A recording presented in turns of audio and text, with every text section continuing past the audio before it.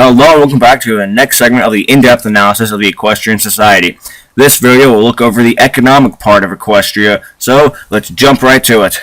The first thing is, we must figure out what kind of system they use. So it's obviously not perfect competition because there are not many buyers and sellers, no identical products, they are not well informed, and yeah.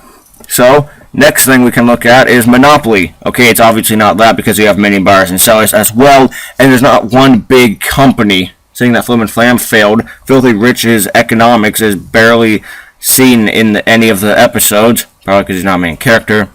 And yeah, so the last thing it could be is an oligopoly, where you have some similar products, such as the Apple products sold by the Apple family, Flim and Flam, and at times Filthy Rich. It also can't be a command economy, because Celestia does literally nothing to aid or control the economy.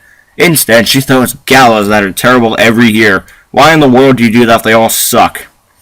So, we're dealing with oligopoly since the others don't really fit, so we'll just keep it at that. Now let's dig slightly deeper. The main characters we see that have any ties to any market transactions are obviously the entire Apple family, as mentioned earlier, Flim and Flam, and Filthy Rich. Let's begin. Filthy Rich, whose father was Stinkin' Rich and father of Diamond Tiara, has some sort of deal with the Apple family. Whenever the Zap Apples come, he gets the first batch of the Zap Apple Jam, which then he obviously brands and sells it. Of course, by branding it, people are going to know what it is, and he can make more money off of that because, well, it's a brand. It's like Pepsi or Coke. And also, he has the better end of this deal. Another market kind of thing we saw was the idea of competition in Super Cider Squeezy 6000. You know, where capitalism was made out to be evil. In it, Flim and Flam, it was all about competition. Whoever would win that stupid competition of whoever makes more cider becomes the main seller. And then, by doing so, Flim and Flam would have bought everything. So, obviously, this is like a true competition as we see. When new technology is introduced, smaller businesses have to keep up with it by producing more. But, since they can't keep up, most of the time they die out or just get bought out. However, at the end of it, competition is also seen because the Apple family has increased its own input because of this, quote, silly competition. Lastly, let's look at the Apple family itself. No competitors, nothing else. They sell different Apple products, including apples from time to time.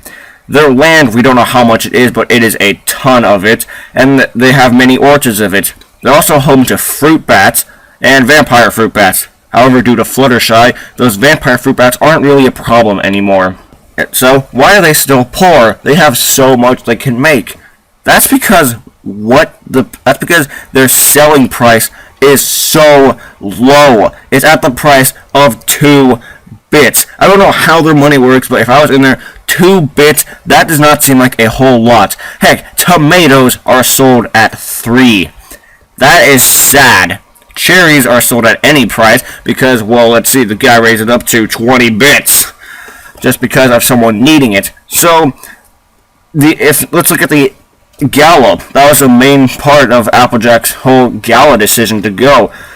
Let's look at everything. So, AJ sells all of her apples there. There's quite a bit on this sort of cart she has.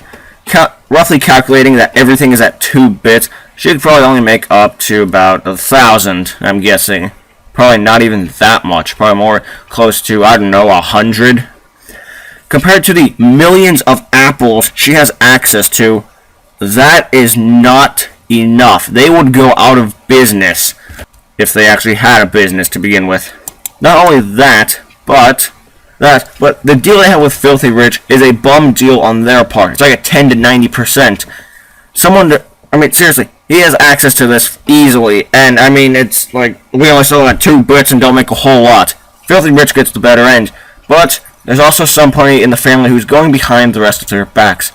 You see that briefcase he has? I don't know what it is, but I looked up the standard measurements of an attaché briefcase. We're just going to go with that for right now. It's probably wrong.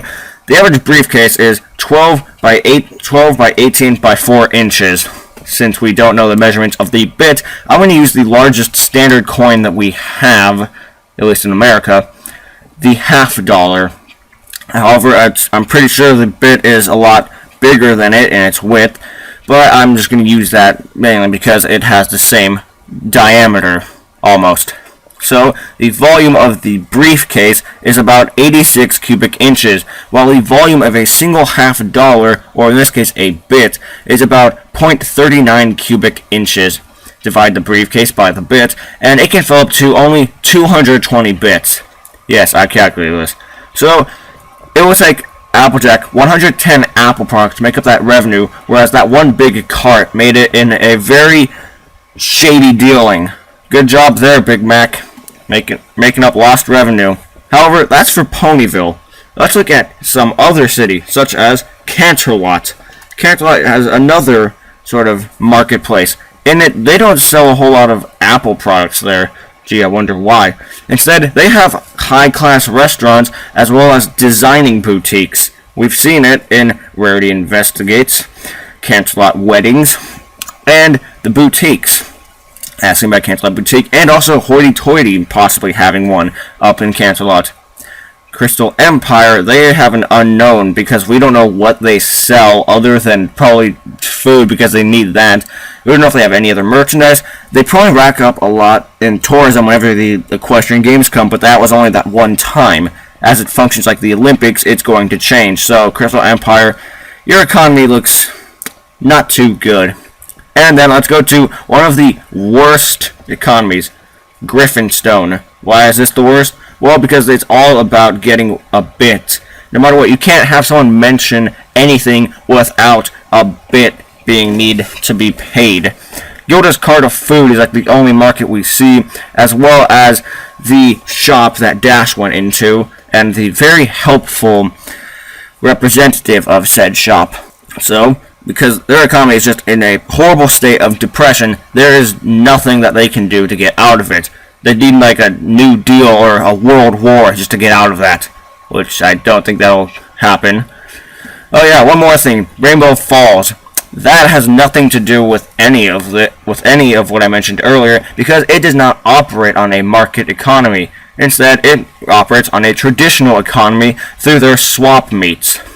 In normal swap meets, you do actually pay for items, but in this exchanging of goods, they're operating on bartering, or the exchange of goods for other goods/services without using any money.